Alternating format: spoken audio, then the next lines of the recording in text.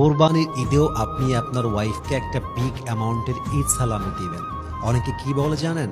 বলে এটা তো রোজার ঈদ না, এটা তো কোরবানির ঈদ, তোমাকে তো রোজার ঈদে পরবই দিয়েছি, আবার দেওয়া লাগবে। ব্যাপারটা হচ্ছে এইরকম, কিছু স্বামী আছে দেখবেন যে এদের সব জায়গায় টাকা বের হয়, বোনের বেলা বের হয়, মায়ের বেলা বের হয়, ফ্যামিলির জন্য বের হয়, বন্ধুর জন্য, সবার জন্য বের হয়।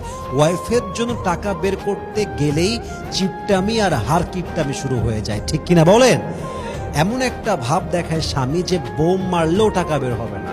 আমার কাছে মনে হয় যে স্বামীর সামর্থ্য থাকা সত্ত্বেও বউকে ঈদ পরবই না দিয়েও পেছন পেছন ঘোরায়, ওই স্বামী আর যাই হোক তার রিজিক এবং টাকায় আর কামাইতে বরকত খুঁজে পায় না, ঠিক কিনা বলেন? তো রিজিকে আর কামাইয়ে বরকত চাইলে ওয়াইফকে পরবই দিবেন, ঈদ সালামি দিবেন, ঈদ হাদিয়া দিবেন। হতে পারে আপনার ওয়াইফ আপনার জন্য দোয়া করবে, আপনার ইনকামে আল্লাহ তাআলা হাজার গুণ বেশি বরকত বাড়ায় দিবে, ঠিক কিনা বলেন?